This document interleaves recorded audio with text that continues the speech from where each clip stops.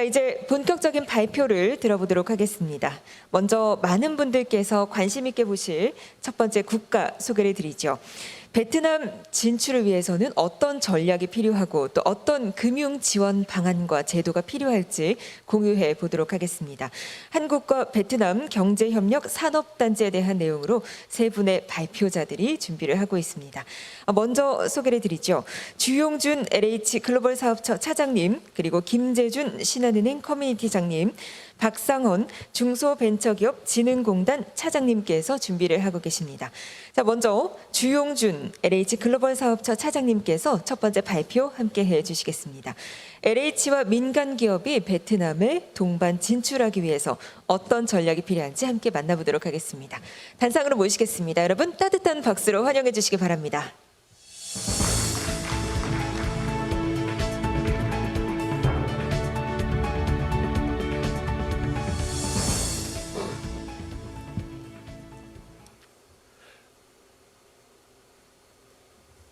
진짜 안녕하십니까? 저는 LH 글로벌 사업처 주용준 차장입니다. 저는 오늘 LH 민간기업 베트남 동반 진출 전략에 대해서 발표를 드리겠습니다.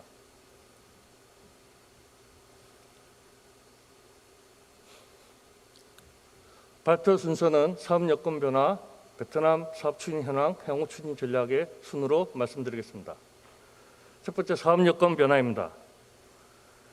아시다시피 베트남은 사회주의 공화국이고 면적은 33만 제곱킬로미터, 한반도의 약 1.5배 정도 됩니다. 그리고 인구는 약 1억 명 정도 되고 정치 체제는 사회주의 지향의 시장 경쟁 체제이며 국가 원수는 응우엔 푸종 공산당 총서기장이 지금 서열 1, 2 이렇게 부정하고 있지만 응우엔 수원 푹 총리가 지금 중요서 행정부의 수반으로 정책을 총괄하고 있습니다. 코로나 발생 현황은 지금 88일째 지금 지역 감염이 없다가 최근에 지금 한 두세 명의 지역 감염이 발생하고 있는 추세입니다. 베트남의 키워드를 정리해 보았습니다. 베트남의 키워드를 살펴보시면 우리나라와 정서적으로 많이 닮은 것을 알 수 있습니다. 특히 젓가락을 쓰는 문화로 인해 가지고 손재주가 좋고 그래서 생산성이 높아서 우리나라 기업들이 베트남에 진출하는 한 요인이 되기도 합니다. 왜 베트남인가? 베트남의 키워드를 살펴보면 최근 이제 중국 내 인건비 상승과 그다음에 미중 무역 경제 심화로 중국의 대안으로 지금 부상하고 있고 인구 1억의 인도체이나 명주로서 동남아 진출 거점에 위치를 차지하고 있으며 연 6.67%의 경제 성장으로 높은 경제 성장을 이루고 있어서 새로운 글로벌 생산 기지로서의 베트남의 중요성이 증대되고 있습니다. 그림에서 보시면 베트남은 지금 현재 무역 협정을 갖다가 에이펙, RCEP, 아세안, TPP 모든 지금 무역 협정에 가입이 되어 있는 상태로 지금 글로벌 주요 경제국들이 베트남과의 경제 교류 확대를 추진 중입니다.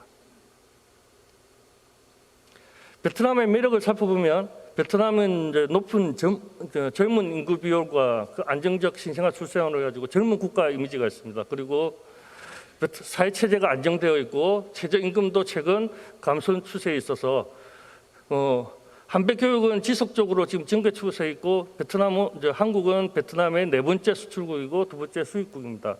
그래서 지금 삼성전자 같은 경우는 베트남 총 수출액의 25%를 담당하고 있습니다.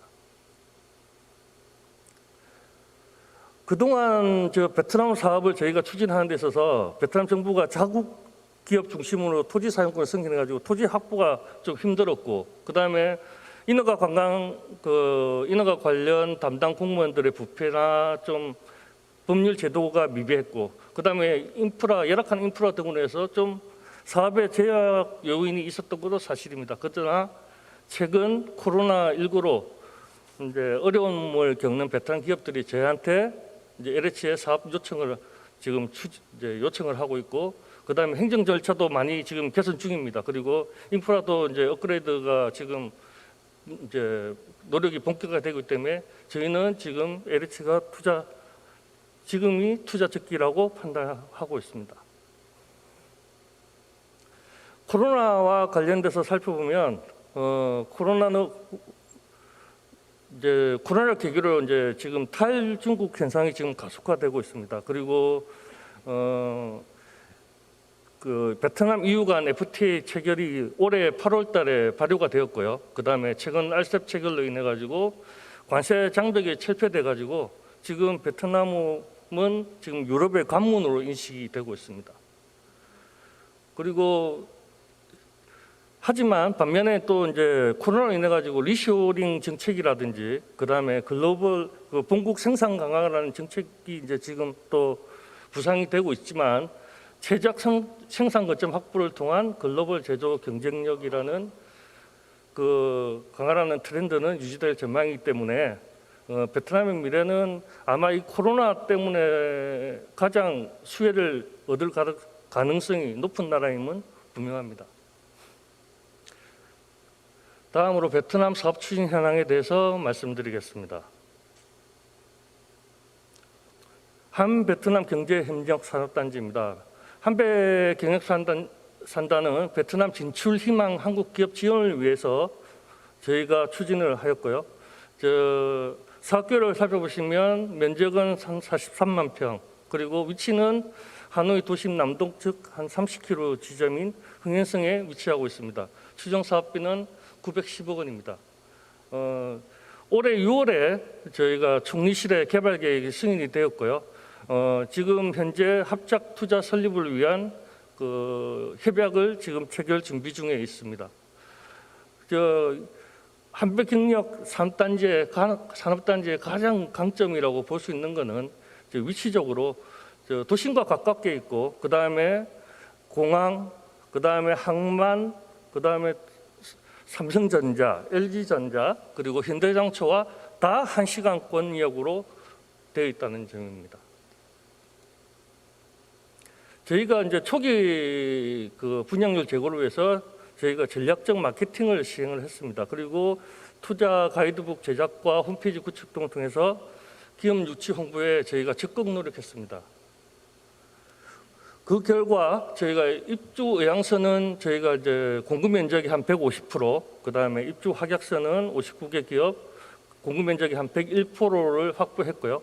그 다음에 저희가 59개사를 대상으로 저희가 업종 분류를 해본 바, 저희가 자동차, 전기전자, 기기가 입주 희망 기업의 한 50%를 차지하는 것으로 분석되었습니다. 다음은 쩐마이랑코 경제구역 사업 현황, 추진 현황에 대해서 말씀드리겠습니다. 쩐마이랑코 경제구역은 베트남 사업 다각화를 위해서 저희가 중부 지역 거점 개발을 위해서 저희가 이제 추진했습니다. 사업계를 보시면 쩐마이랑코 경제구역은 후에 도심에서 45km, 그 다음에 다낭 도심에서 30km 지점에 위치하고 있고요. 사업 면적은 550만 평입니다.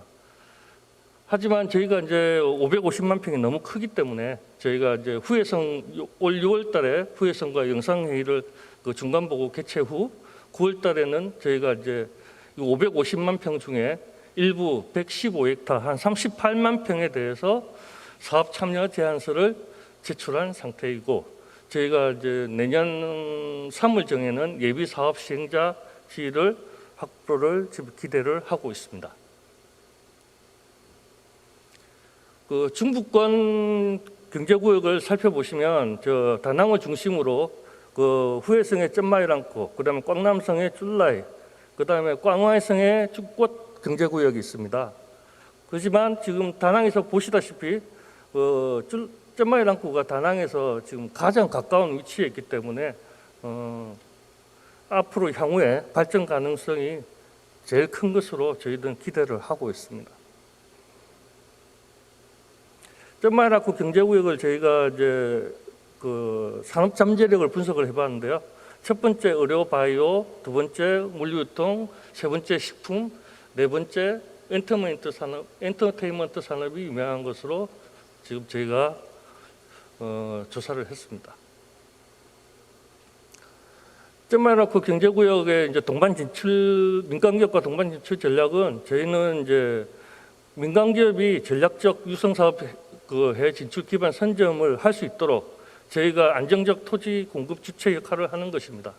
그래서 향후에 이제 그 잼마이랑콜을 통해서 뭐 중부 지역뿐만 아니라 베트남 전국 아니면 나아가서 6억 5천만 명의 아시안 국가 전역을 갖다가 연결되는 국제 교통망을 활용할 수 있도록 저희가 개발하는 게 목표입니다. 종합 토지 이용 구상안입니다. 북쪽이 지금 이제 도시 지역으로 한 1,000헥타 정도 되고요. 그다음에 남쪽이 첨단 산단, 그리고 이제 오른쪽에 115헥타가 저희가 38만 평. 우선 저희 1단계로 저희가 사업을 추진을 검토를 하는 지역입니다. 조감도입니다. 이제 마지막으로 향후 추진 전략에 대해서 말씀드리겠습니다. 저희가 BSIP는 저희가 이제 그 벤치마킹을 이제 하고 싶은 저희가 그 기업입니다. BSIP는 싱가포르하고 베트남하고 30년 전에 이제 정부 간 파트너십을 구축해서 이제 최초로 이제 빈증의 산업단지를 이제 만들어서 지금 현재는 7개의 산단을 만들어서 지금 그 회사를 운영을 하고 있습니다. 그래서 BSIP가 이제 어떻게 성공했냐, 이 성공적인 요소를 특징을 살펴보면 이제 긴밀한 G2G 협력 체계를 갖다가 유지했고, 그 다음에 단계별 개발 및 재투자를 통해서 지속 가능으로 이제 사업 모델을 만들었고, 그 다음에 차별화된 입주 지원을 들 수 있습니다. 즉 BSIP가 최근에는 산업단지뿐만 아니라 이제 주택단지, 복합개발 이런 식으로 저희가 이제 다양하게 사업을 추진을 지금 하고 있습니다. 저희가 이제 LH가 해외 사업을 하면서 무슨 문제가 있는지 저희가 문제점을 고쳐낸 상황입니다. 저희가 이제 LH는 그동안 이제 G2G 중심으로 해가지고 이제 ODM 해외사 중심으로 사업을 진행하는데 이제 민간의 연계성 부족이라든지 사업 참여를 결정하는데 뭐 좀 많이 장기간이 소요되고, 그리고 사업화가 또 불확실해지는 경우가 많고, 그 다음에 예타라든지 제도 문제 때문에 저희가 이제 이런 문제점을 극복하기 위해서는 지금 이제 그 국내 민간 기업과 투자형 개발 사업을 같이 하는 게 필요하겠다는 게 저희가 인식을 했습니다. 사업 방식 개선 방안입니다. 첫 번째 이제가 후속 사업 재투자입니다. 저희가 이제 현재 추진하고 있는 그 흥행성 리턴키 산업 도시와 그 다음에 후해성 경제 특구를 그 재투자로, 그러니까 시범 사업을 저희가 성공시켜서 후속 사업 재투자로 인해 가지고 선순환 사업 추진 체계를 구축하려고 합니다. 예를 들어서 리턴키 산업 도시 같은 경우는 방금 전에 설명드린 43만 평 그 산업단지를 개발하고 난 뒤에 이제 2단계 80만 평, 그 다음에 도시 지역까지 개발하는 것을 저희가 목표로 하고 있습니다. 두 번째는 민간 협업 사업 추진입니다. 기존의 ODA형 G2G 방식을 지속 추진하되 민간 협업을 통한 투자 개발형 방식을 확대하는 것입니다. 사업 구조는 LH 현지 기업, 그러니까 베트남 현지 기업, 국내 기업, 재무적 투자자단, SI, FI 등이 공동으로 이제 저희가 JV 설립을 통해서 사업을 추진하되, 저희가 이제 LH 같은 경우는 이제 역할을 나눠서 대정부 협상이라든지 사업기획 제안이라든지 신용등 보강이라든지 이런 부분에 저희가 이제 역할을 하고, 민간은 이제 사업성 분석의 설계 시공이라든지 이런 부분을 이제 역할을 나누어서 저희가 사업을 추진하고자 합니다. 그래서 향후에는 국내 기업의 해외 진출 지원 및 국내 제조기업의 글로벌 생산 거점 확보 지원을 저희가 기대를 하고 있습니다. 마지막입니다. 기대 효과를 보시면 저희가 이제 지금 조금 전에 설명드렸던 흥행성 경업산단과 이제 사회주택이 이제 추진하고 있지만 향후에 또 저희가 이제 후해성 경제구역이라든지 다낭시 사회주택은 까지 너무 공백 기간이 긴 공백 기간이 있습니다. 이래서 저희가 민간 기업하고 협업을 통해서 저희가 이제 제안을 받은 사업을 이제 지금 현재 3개 산단과 9개의 신도시를 저희가 스마트 시티를 검토를 하고 있습니다. 그래서 그 12개 그 사업을 검토하면 저희가 이제 내년에는 한두 개 정도를 사업을 가시화 시킬 수 있을 것으로 지금 기대를 하고 있습니다. 그래서 만약에 그 가시화가 되면 저희도 이제 그 한국 국내 기업들에게 저희가 이제 콘소라든지 이런 부분을 갖다가 저희가 제안을 드릴 수 있을 테니까 그때 많은 관심과 참여를 부탁드리겠습니다. 그리고 이제 마지막으로 저희는 이제 LH는 이제 베트남 내에서 저희가 이제 우량 후보지 발굴을 통해서 저희가 이제 국내 기업에 이제 베트남에 원활히 진출할 수 있도록 그 대한민국 경제 영토 확장에 적극 노력하도록 하겠습니다. 감사합니다. 신까만. 네, 여러분 박수 부탁드리겠습니다. 네, 발표 대단히 고맙습니다. 네, 이렇게 발표 또 수고해 주셨는데요. 향후 추진 전략까지 하나하나 또 소개를 해 주셨습니다. 함께 추진할 수 있는 이 사업들이 기다리고 있어서 더욱더 설레이고 또 기대되는 것 같습니다. 베트남 진출을 위해서는 전략뿐만 아니라 어떤 금융 지원 방안들이 있을지도 짚어봐야 할 것 같은데요.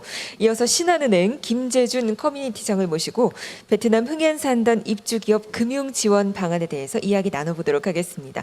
베트남 진출 준비하는데 많은 도움 되시겠죠. 여러분 단상으로 모시겠습니다. 박수로 환영해 주시기 바랍니다.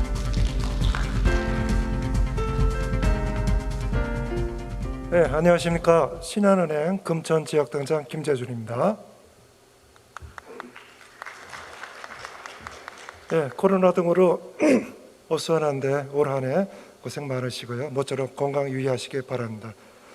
우선 제 소개부터 잠깐 드리도록 하겠습니다. 저는 신한은행에서 근무를 하고 있고요.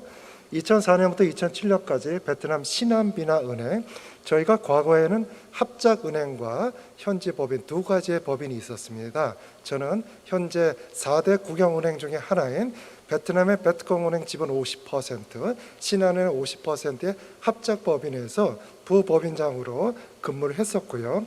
그 법인장은 호치민에 있습니다. 그리고 빈증에 지점을 만들어서 빈증에서도 지점에서 근무를 했었고, 복귀한 후에 LG전자의 하이퐁 진출에 따라서 2015년에 하이퐁 지점 개설위원장으로 가서 하이퐁의 지점을 만들고, 다시 1년 뒤 2016년에 베트남 북부 하노이 쪽으로 옮겨서 북부 총괄 부법인장으로 근무를 하고 복귀를 하였습니다. 본의 아니게 베트남의 4대 도시를 두 번에 걸쳐서 했고요. 2000년대 초반, 2010년대 중반 베트남이 비약적으로 발전할 때 그 가운데서 근무를 했었기 때문에 베트남이 얼마나 많은 가능성을 갖고 있고 다양하게 변화하고 있는가를 몸소 느꼈다고 할 수가 있겠습니다.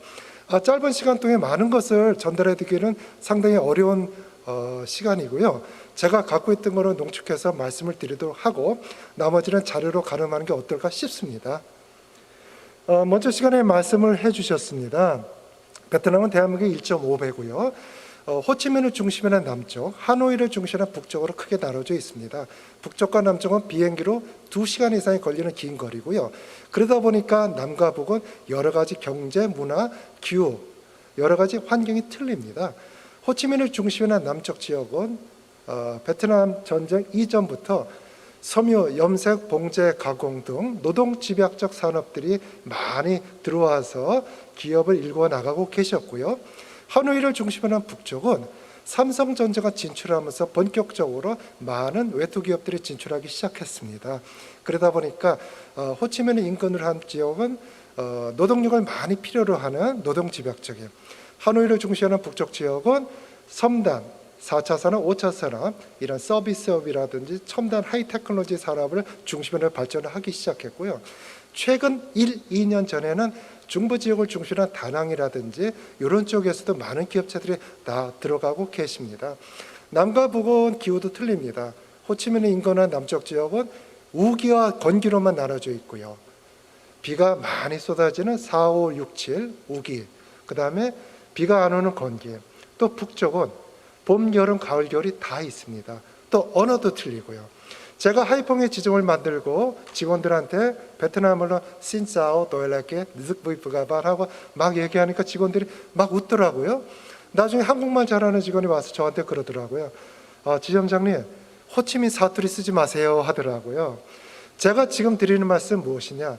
베트남에 대해서 여러분들이 지금 스터디를 하시고 타당성 검토를 하시고 향후 진출을 계획하고 계신데, 이 세상에 3가지 거짓말이 있다고 합니다. 새빨간 거짓말이 있고요, 그럴듯한 거짓말이 있고, 3번째는 바로 통계라는 거짓말입니다. 이 통계라는 것은 전반적인 것을 대변하는 것이지 내가 알고 싶고 내가 의사 판단을 하는 것에서 결정적인 잣대는 되지 못합니다. 제가 서두에 장황하게 말씀드리는 것은 남과 북과 중부가 전혀 다른 환경을 갖고 있으니까 이런 거시적인 통계 자료에 근거해서 대략적인 스터디를 하신 후에 본인들께서 진출하고자 하시는 지역에 대해서 지금 흥행성에 대해 가지고 많은 스터디와 지금 강의를 듣고 계신데, 그쪽 지역에 대해서 세밀한 데이터와 주변 환경을 반드시 다시 스터디를 해 주시고요, 본인들께서 진출하고자 하시는 업종에 따라서 제약과 혜택이 다 천차만별 틀리게 됩니다. 그 또한 스터디를 세부적으로 철저하게 하시기 바라겠으며 하는 마음에서 설명을 드렸습니다. 베트남은 올해 팬데믹 상태에 빠지기 전까지 매년 7%의 고도 성장을 이루어왔습니다. 왜 베트남은 고도 성장을 이루어왔을까요? 제가 근무할 때도 그렇고 들어왔을 때도 그렇고 많은 질문을 받았습니다. 왜 베트남이냐? 저는 그 질문이 아니고 이렇게 하시면 어떻겠습니다 했습니다. 왜 아직도 베트남이냐? 그렇습니다.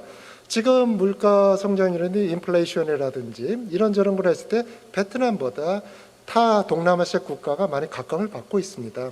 현재 많은 외투 기업들이 진출하심에 따라 가지고 인원 또 노동력을 또 확보하기가 굉장히 어려워지셔서 다른 동남아시아 국가들을 검토하고 계신데, 저는 이렇게 생각합니다. 왜 아직도 베트남이냐? 베트남 정부의 강력한 의지입니다. 전 세계에 있는 많은 외투 기업들이 베트남에 들어와서 사업하시기 편리하게 경청을 하고 있고요, 거기에 따라서 많은 법령을 빠르게 고쳐 나가고 있습니다. 나중에 말씀드리겠지만 베트남을 보시는 데는 2가지가 있습니다. 되는 것도 없고 안 되는 것도 없지 않느냐.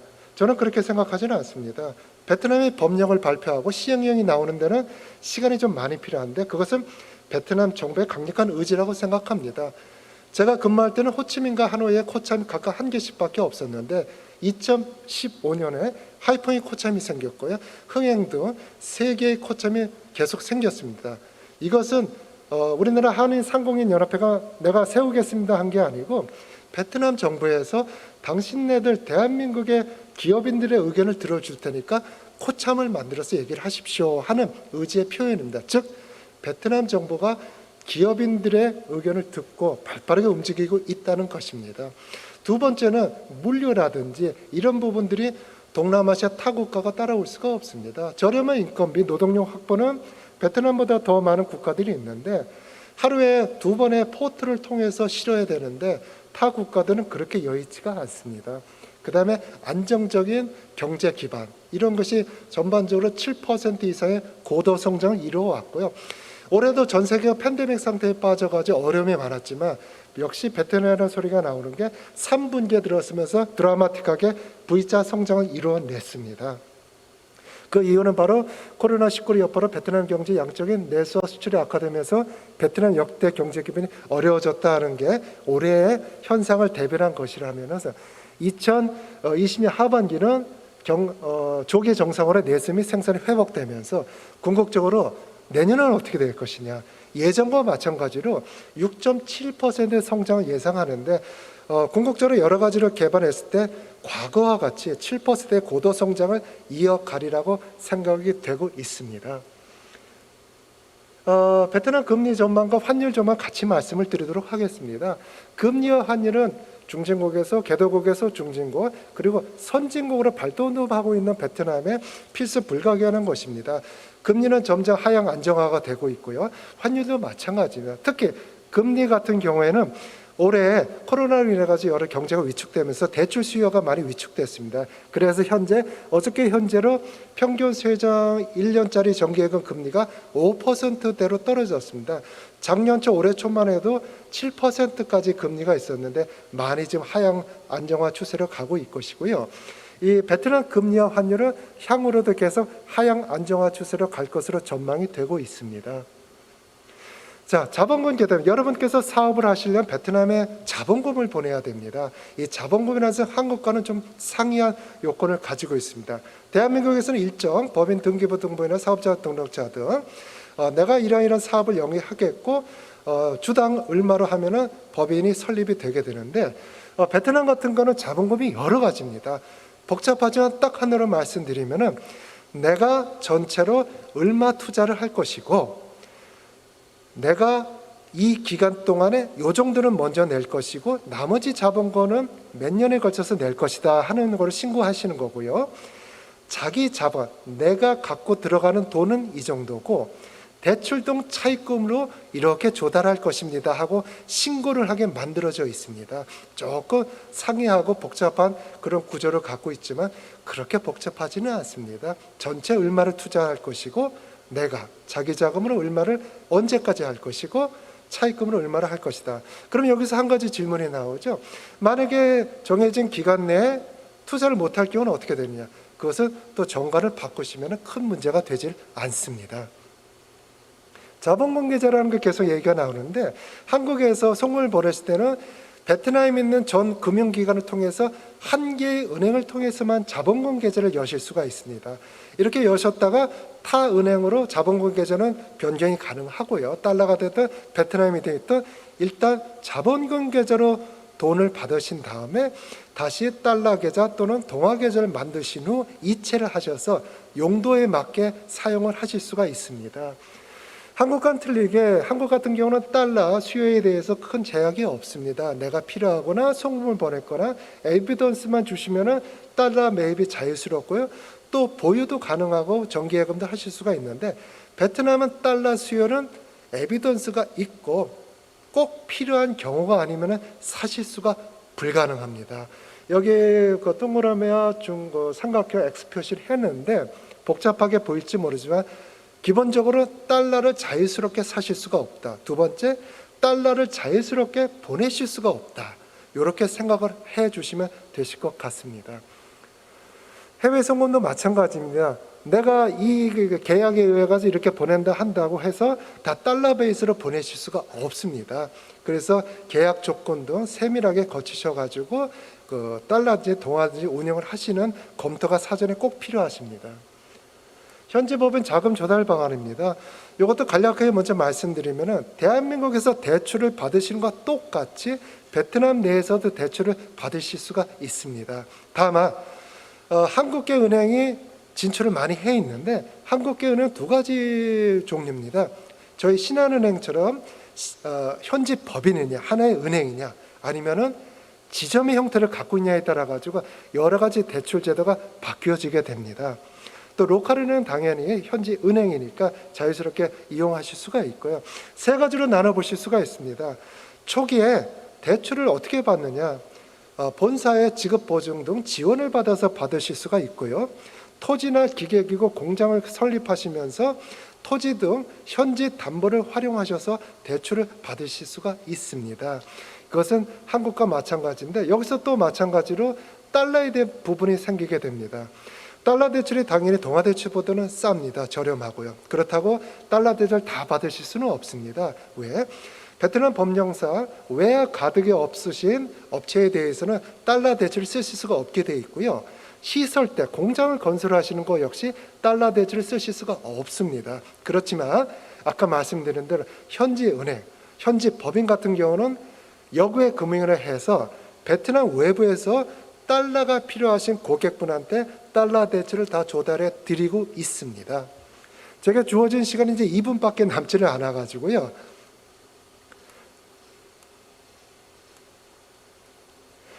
신한 베트남을 잠깐 소개시키면서 대한민국에서 현재 베트남에 진출해 있는 은행에 대한 얘기를 잠깐 말씀드리도록 하겠습니다.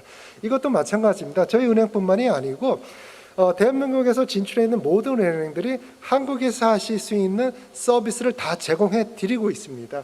인터넷 뱅킹이라든지 카드라든지. 그러나 처음에 말씀드린 대로 현지 은행이냐 은행의 지점이냐에 따라 가지고 받으실 수 있는 제공받으실 수 있는 상품의 그런 종류는 다 틀리게 되니까 반드시 확인을 하시고요.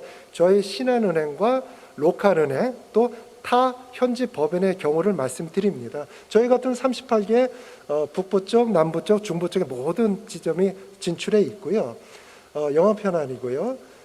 흥행성 같은 경우에 한배 경제협력 산단 입주기업 지원 데스크까지 다 만들어져 있습니다. 꼭 흥행성만이 아니고 베트남에 진출하시는 기업은 타당성 검토서부터 모든 것을 원스톱으로 저희 본부에서 다 컨설팅을 해드리고 법인 설립 대출까지 지원하면서 컨설팅을 다 해드리고 있습니다. 이런 법인 설립 단계와 금융 지원 서비스를 해드리고 있고요. 또 외환 파생 상품, 인터넷 뱅킹까지 다 하실 수가 있습니다. 법인의 대표자님께서도 한국에서도 인터넷 뱅킹을 통해서 베트남 현지 법인의 모든 거래 현황을 일목요연하게 실시간으로 보실 수가 있다고 했습니다. 20분의 짧은 시간 동안 모든 걸 설명드리기 굉장히 어렵고요. 이렇게 생각하시면 될 것 같습니다. 왜 아직도 베트남이냐? 아까 말씀드린 다양하게 많은 기회가 있고요. 경제 성장률이 계속적으로 비약적으로 발전이 되고 있으니까 베트남에 진출하시면서 다양하게 많은 경험과 노하우를 가지신다면 더 많은 기회를 받으실 수 있을 것이라고 생각을 합니다. 베트남 직원들과 근무하실 때 한 가지 팁을 말씀드리면 박항서 감독님이 베트남에 진출하실 때 저희 신한은행 고객이 되어 주셨습니다. 제가 있던 지점에 와서 통장을 열어주시고 이제 거래를 시작해 주셨는데 딱 하나만 말씀드렸습니다. 베트남 분들하고 같이 근무하실 때 단점을 보완해서 끌어주시기보다는 장점을 극대화하시는 칭찬으로 하시면 큰 조기의 성과를 얻으실 것 같습니다. 그 말씀을 드렸는데 베트남 진출하시면 요거 하나는 꼭 기억해 주시면 감사할 것 같습니다. 예, 경청해 주셔서 감사합니다. 계획하시는 뜻대로 모두 다 잘 되시기를 기원하겠습니다. 감사합니다. 네, 발표 대단히 고맙습니다. 장점을 극대화하라라는 노하우도 전해주셨는데요. 현재 진출을 앞두고 계시다면 아마 어떻게 금융 지원 방안들 또 체계를 구축할 수 있을지 참 궁금하셨을 것 같습니다. 베트남의 금융 체계와 현황들 하나하나 자세하게 소개를 해주셨죠. 덕분에 중요한 정보들 많은 도움 되실 것 같습니다. 자, 이어서 마지막으로 중소벤처기업진흥공단 박상헌 차장님 모시고 발표 들어보도록 하겠습니다. 중소벤처기업 지원제도 소개 함께 만나보시죠. 단상으로 모셔보도록 하겠습니다. 여러분 박수로 환영해 주시기 바랍니다.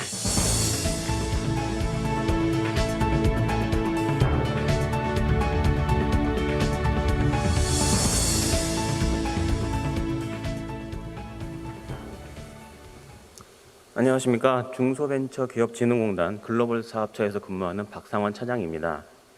먼저 금일 한 베트남 경제협력 산업단지 설명회 저희 중소벤처기업진흥공단에서 진행하는 사업에 대한 설명 기회를 제공해 주신 우리 LH 관계자분들과 또 오늘 이 코로나 환경으로 인해서 온 오프라인으로 시청에 참여해 주시고 계시는 중소기업 관계자분들께 감사의 말씀을 드리겠습니다.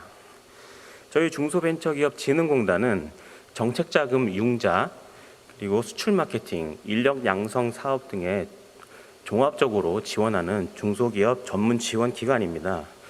본 시간에는 수출 마케팅 사업 중에서 저희 글로벌 사업처에서 추진하고 있는 중소기업의 해외 진출 지원 사업에 대해서 안내해 드리고자 합니다. 특히 한 베트남 산업단지 향후에 입주를 계획하고 계시는 중소기업 분들께서 참여가 가능하신 수출 인큐베이터 사업을 중심으로 해서 설명을 드리겠습니다. 네, 수출 인큐베이터 사업입니다. 해외 시장을 진출을 하고 또 현지의 조기 정착 그리고 수출 확대를 지원하기 위해서 전 세계 12개국 20개 거점을 운영을 하고 있습니다. 미국, 중국, 특히 이제 베트남 같은 경우는 호치민 수출 인큐베이터, 하노이 수출 인큐베이터 두 군데를 운영을 하고 있습니다. 그리고 동남아시아, 독일을 비롯한 유럽 지역과 그 중남미 지역까지 전체 20개소를 운영 중에 있습니다. 지원 대상입니다. 해외 진출을 희망하는 중소기업을 대상으로 전체 업종을 대상으로 지원을 하고 있습니다. 다만 일부 지원 업종에 대해서는 후에 후반부에 다시 설명을 드리겠습니다. 신청 시기입니다. 저희는 연중 상시 모집을 하고 있습니다. 기업별로 그 해당 진출국에 현재 입주를 희망하시는 시기가 다 다르기 때문에 저희가 온라인으로 상시 접수 모집을 하고 평가를 통해서 입주 기업을 선정하게 됩니다. 오른쪽에 이제 지원 내용입니다. 첫 번째로는 사무 공간을 제공을 해드리고 있습니다. 수출 인큐베이터 내에 그 독립실 기준으로 각 중소기업에서 파견되어 있는 직원들이 근무하실 수 있는 공간을 제공을 해드립니다. 사무 공간은 개별실로 약 12에서 20제곱미터 내외로 운영을 하고 있고, 공동회의실, 사무실 집기, 전화 인터넷선 등의 사무 환경을 제공해드리고 있습니다. 이로 인해서 현지에 베트남이나 그 관심 지역으로 진출하셨을 때 초기부터 직원을 채용을 하고 또 사무실을 새로 계약을 한다든지 이런 초기 부담을 좀 덜어드리고 있습니다. 다음은 현지 진출 지원입니다. 바이어 발굴 또는 매칭, 그리고 등의 마케팅 활동 지원과 법률 회계 컨설팅, 그리고 시장 개척 등의 현지 진출을 지원해드리고 있습니다.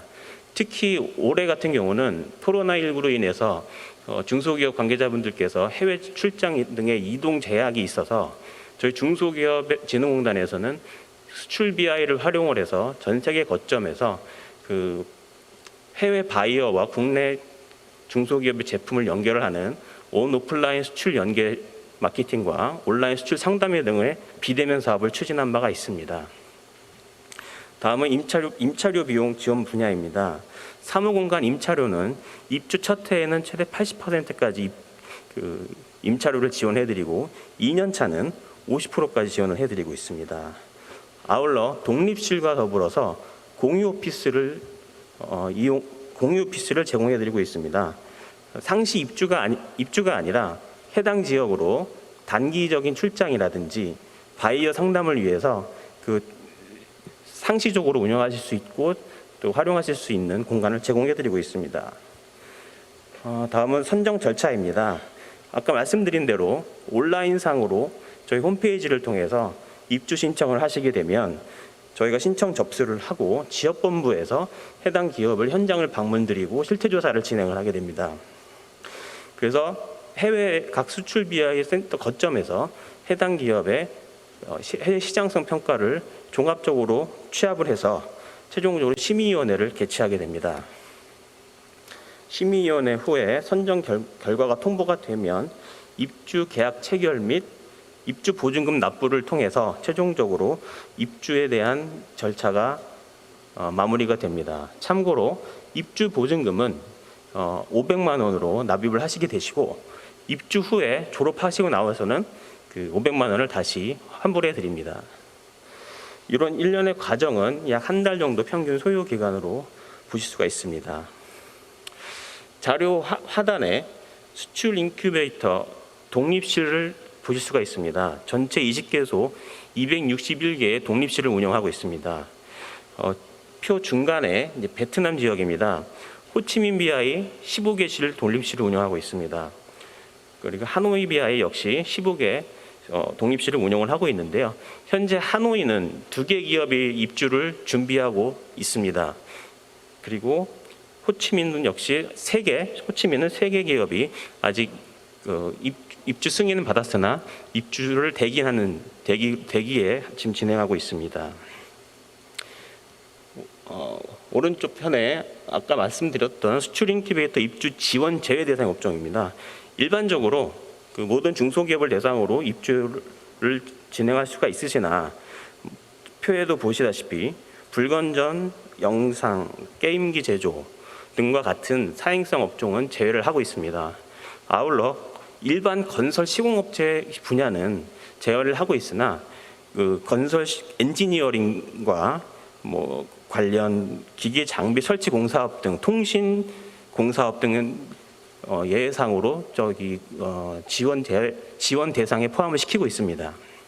아울러 일반 주류 담배 도매라든지 숙박 음식업점은 저희가 그 수출 인큐베이터 입주 제한으로 저희 운영을 하고 있습니다.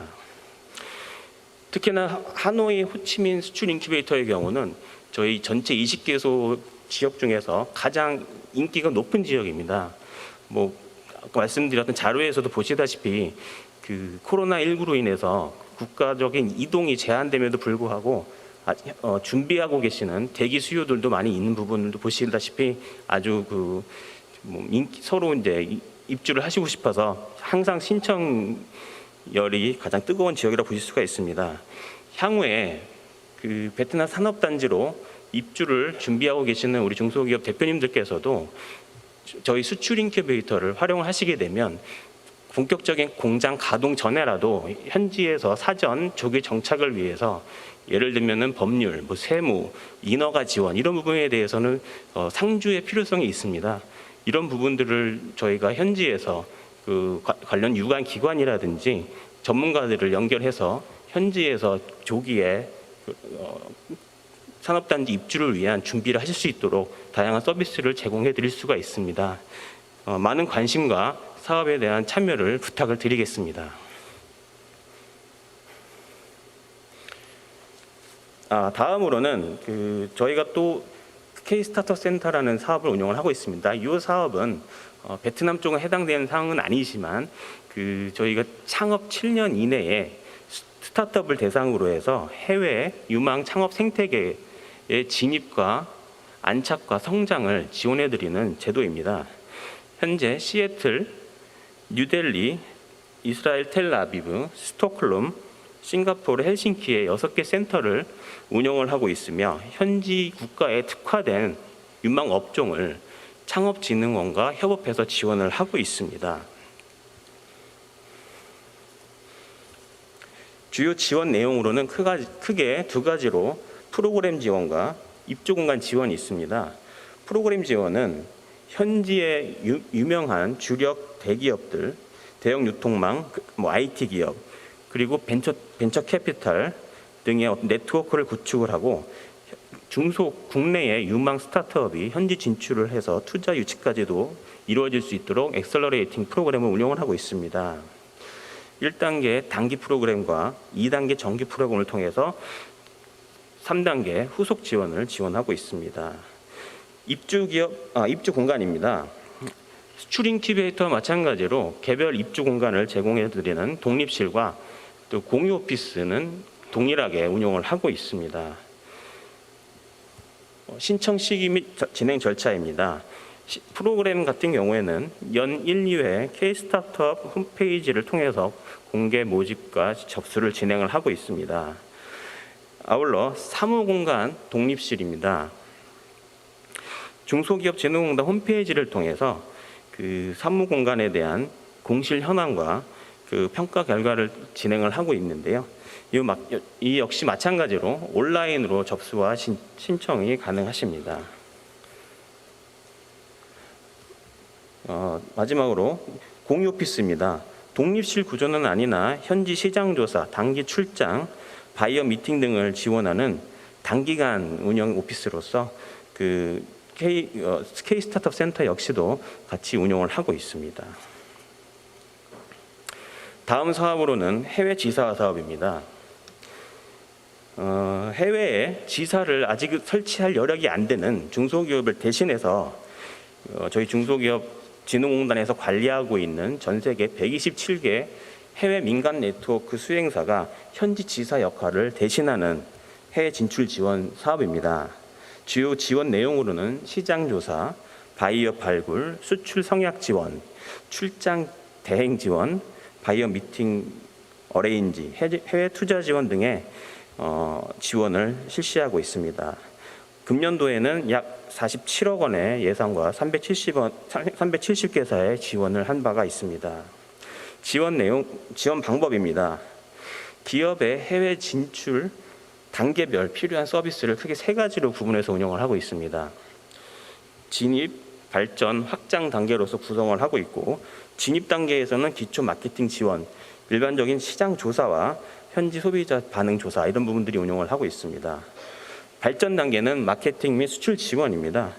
보다 이제 좀 심화된 단계로서 수출 성약 지원, 점시의 참가 지원 등의 마케팅을 현지에서 대행을 하고 지원을 하고 있습니다. 확장 단계입니다.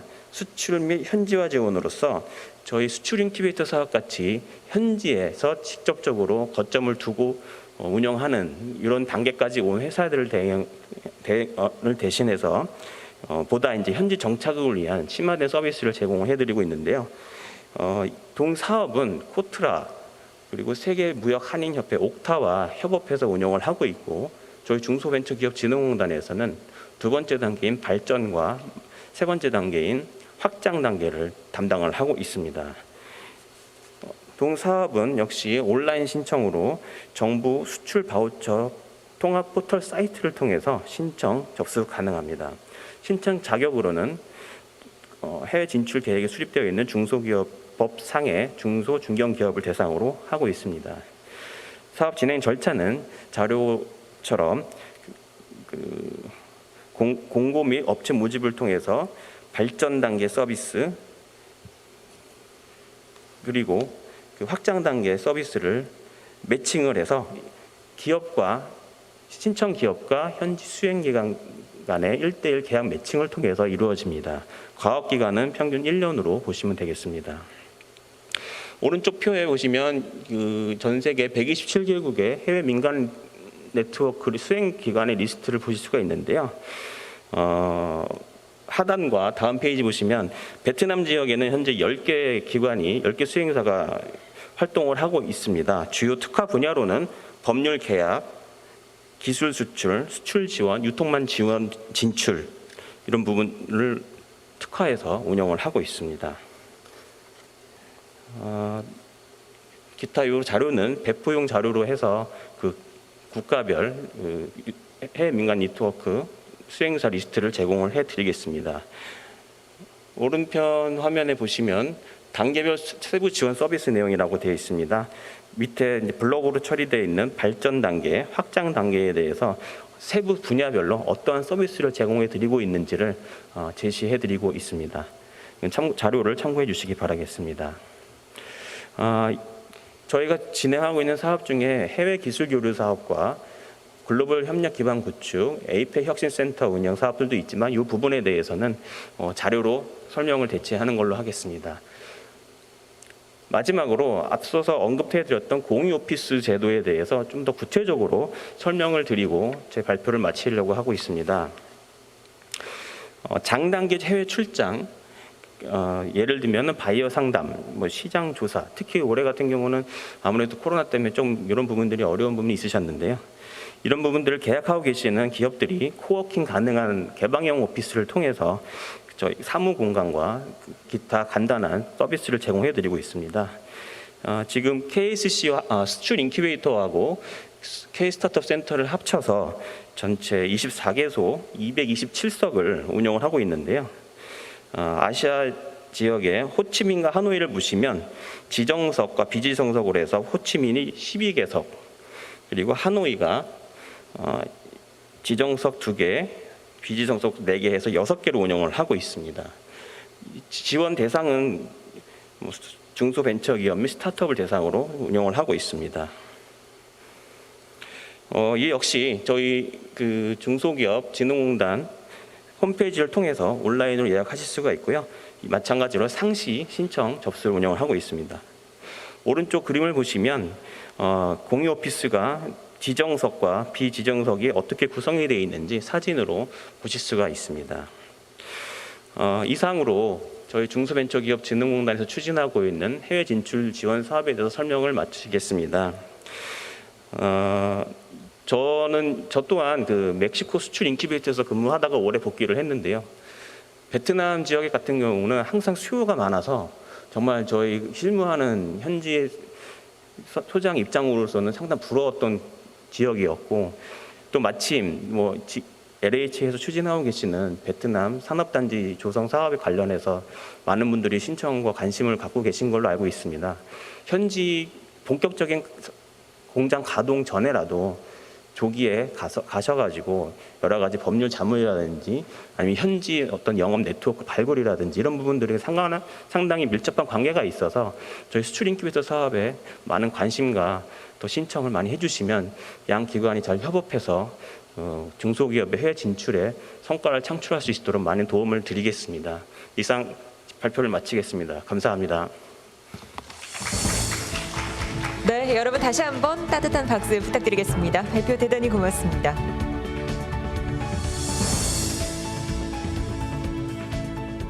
네, 중소벤처기업 지원 방안들 또 하나하나 소개해 주셨는데요. 많은 관심과 참여 역시 말씀해 주신 대로 부탁을 드리겠습니다. LH 글로벌 비즈니스 컨벤션 1-1 세션 함께하고 계십니다. 세 분의 발표 들으면서 저도 역시 설레는 마음이 든 것 같은데요. 전 세계가 정말 쉽지 않은 시간을 보내고 있는 지금, 그럼에도 불구하고 이렇게 각자 계신 자리에서 너무나 열심히 노력하고 계시는구나 하고 문득 느끼게 됩니다. 앞서 발표에서도 또 말씀을 해주셨지만 베트남 기회의 나라라고 또 소개를 해주셨는데요. 효율적인 전략을 세우고 또 다양한 금융 지원 방안들 또 지원 제도들 활용하면서 보다 효과적인 파트너십 이뤄갈 수 있는 베트남이 됐으면 좋겠습니다. 자, 저희 발표 들으시면서 궁금한 점들 있으셨을 것 같은데요. 지금부터는 몇 가지 질문 드리면서 저희가 마무리해 보도록 하겠습니다. 앞서 발표 수고해 주신 세 분을 다시 한번 단상으로 모셔보도록 하겠습니다. 자, 주용준 차장님, 박상원 차장님, 그리고 김재준 커뮤니티장님 단상 위에 마련된 자리로 모시겠습니다.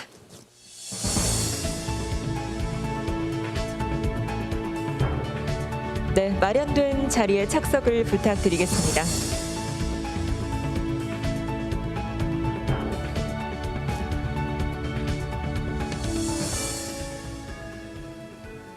네, 1-1 세션 발표로도 수고를 해주셨는데요. 질문을 저희가 또 받아왔습니다. 먼저 첫 번째 질문 소개를 드리도록 하죠. 한국과 베트남 경제협력 산업단지의 토지 공급 시기는 언제이고 또 가격은 어떻게 되는지 질문을 주셨습니다. 답변을 좀 부탁을 드려도 될까요? 예, 말씀드리겠습니다. 지금 한배 경협산단은 토지 공급 시기가 아직까지 정확한 공급 시기는 아직 안 나왔습니다. 하지만 저희가 이제 빨리 내년에 이제 설계를 해서 지금 기다리시는 분들이 많기 때문에 가급적 빨리 한 6월 정도면 저희가 6월 안에는 공급을 좀 할 수 있게 저희가 추진을 하려고 합니다. 그리고 가격은 또 지금 아직까지는 좀 정확한 가격이 나오진 않았습니다. 하지만 제가 말씀드릴 수 있는 거는 주변에 지금 저희가 산업단지 시세가 있습니다. 그렇지만 저희가 공공기관이기 때문에 그 시세보다는 좀 낮고요. 그래서 항상 저희가 지금 현재는 한 $90 정도로 생각을 하고 있는데 그거보다 낮출 수 있도록 저희가 지금 계속 한번 노력하려고 생각을 하고 있습니다. 감사합니다. 네, 답변 고맙습니다. 내년에는 좋은 소식 또 기다리시면 좋을 것 같습니다. 자, 이어서 두 번째 질문 드려보도록 하죠. 이번에는 동일 기업이 복수의 수출 인큐베이터 입주가 가능한 것인지 질문을 주셨습니다. 답변을 좀 부탁을 드리겠습니다. 네, 중소벤처기업진흥공단 박상원 차장입니다. 저희 수출 인큐베이터 사업 신청하시는 기업분들께서 가장 많이 해주시는 질문 중에 하나신데요. 예를 들면은 기존에 중국에 베이징 수출 인큐베이터를 입주를 하고 있었는데 베트남의 호치민이나 하노이 쪽으로도 지금 동시에 진출 바이어가 요구한 부분이 있어서 입주를 해야 된다. 그럴 경우는 많이 예시로 말씀을 드리면 애석하게도 동일 기업이 동시에 입주 기간이 겹치는 시기에 입주하실 수는 없습니다. 아무래도 이게 한정된 예산 내에서 사업을 해외 진출 기업을 지원해드린 제도다 보니까 만일 복수의 국가로 진출을 희망하시게 되면 기존에 입주를 하고 계시는 곳을 졸업을 하시고 나서 또 다시 다른 새로운 지역으로 입주를 신청을 해서 평가를 받으셔서 입주하시는 쪽으로 운영을 해주시는 게 좋을 것 같습니다. 감사합니다. 네, 고맙습니다. 자, 이어지는 세 번째 질문 역시 드려보도록 하겠습니다. 입주 업체 입장에서 투자금을 회수하는데 어떤 제한이 있는지, 그렇다면 중국과는 또 어떻게 다를 수 있는지 답변을 좀 부탁을 드리도록 하겠습니다.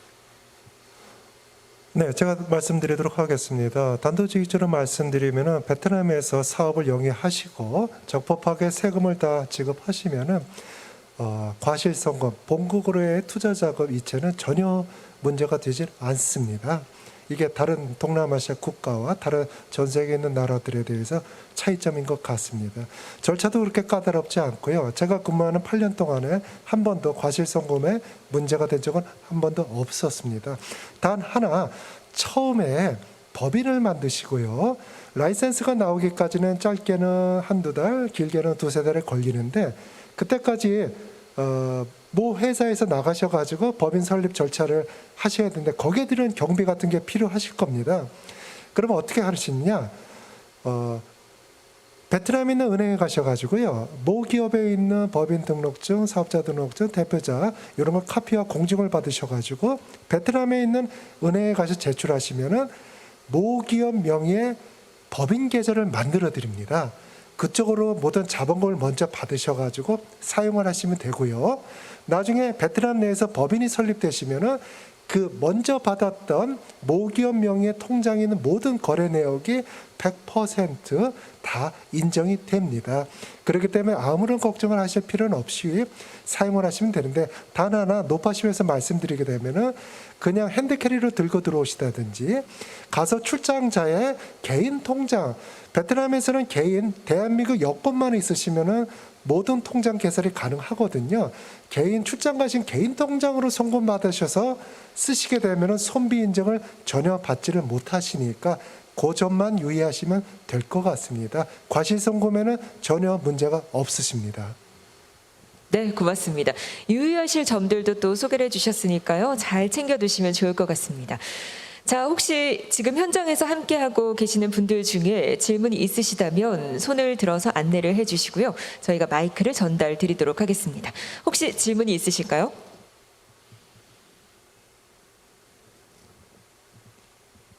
자, 워낙 발표를 또 하나하나 잘 전달을 해주셨기 때문에 저희가 현장에서 질문이 따로 없다면 이렇게 마무리하도록 하겠습니다.